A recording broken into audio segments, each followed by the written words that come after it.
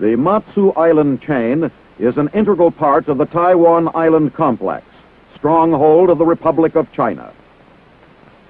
The Matsu chain and the entire Taiwan complex comprise a heavily armed, fortified landmass, virtually afloat off the coast of Communist China, which is visible in the distance. These scenes of the red coastline show Communist sampans just offshore.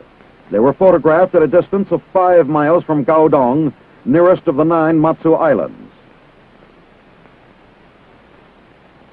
On Matsu Island itself, 2 United States Army advisors and a nationalist officer examine holes created by communist propaganda shells.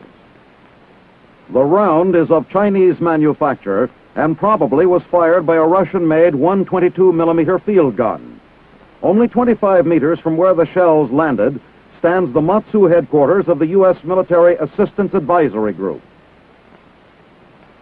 MAG on Matsu is commonly referred to as MUDCAT, a contraction of Matsu Defense Command Advisor Team. Some of the team's functions will be explained by its chief, Lieutenant Colonel Charles I. White. MUDCAT has the mission to observe, assist, and advise Matsu Defense Command on the use and maintenance of all equipment in the military assistance program. In addition to monitoring the utilization of equipment, we also frequently check the training of all types of units. As team chief, I also monitor the infantry, artillery, and the air defense artillery units within Matsu Defense Command. To accomplish this mission, our team consists, in addition to myself, an ordnance advisor, a signal advisor, 3 communicators, an administrative specialist, and lastly but not leastly, a Navy medic. The Matsu Defense Command Cadre School on Matsu Island is one of MUDCAT's advisory responsibilities. This class on the M1 rifle is part of the 12-week course that provides instruction and training in the usual NCO subjects, including weaponry, tactics, and leadership. Bayonet drill and karate help sharpen these embryo nationalist non-coms, many of whom will be assigned to units stationed on the other 8 islands in the Matsu complex. The Matsu Defense Command's highly trained, physically toughened troops are part of a well-equipped nationalist armed force that numbers more than 600,000 in the entire Taiwan complex. An ammunition reconditioning center set up deep within a cave for security against communist shelling is another Matsu installation, which receives advice from MUDCAT. Maintenance problems on Matsu are compounded by the need to keep ammo in operational readiness at all times, rather than in storage.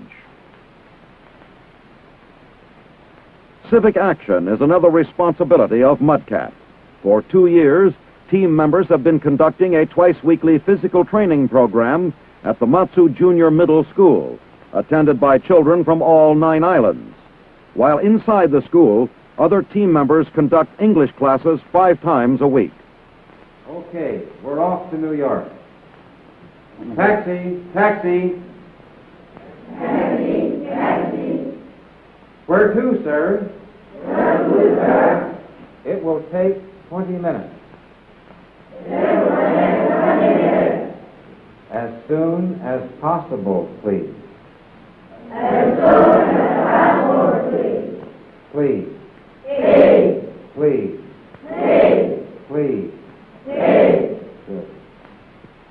However, it is with Nationalist Army personnel that U.S. advisors devote their most intensive efforts. These scuba divers, participating in a beach landing exercise, are members of an amphibious reconnaissance company assigned to the Matsu Defense Command. As other members of the company wait offshore, the 2 scuba divers crawl onto the beach to make a reconnaissance. This exercise is only one example of the exceptionally varied training being given to nationalist soldiers on Matsu. And MUDCAT is helping to improve the combat readiness of these already capable troops. At this radio station, Mudcat frequently advises broadcast specialists under contract to the Matsu Defense Command. Here, they beam propaganda to the Chinese mainland. 我之所以要把它分为3种，在这儿呢，和各位谈的时候呢，是比较容易了解。暴露了一个事实，那就是生活在大陆上的你们，都希望过和平安乐的日子，跟泰国政府和人民间的了解与合作，使两国间现有的友好关系更加巩固。Another form of psychological warfare originating on Matsu is the use of propaganda balloons. Boxes of leaflets are attached to some to be released over the mainland by a timing device. Scarce items such as clothing, ballpoint pens, and toothpaste are also included in the propaganda payloads.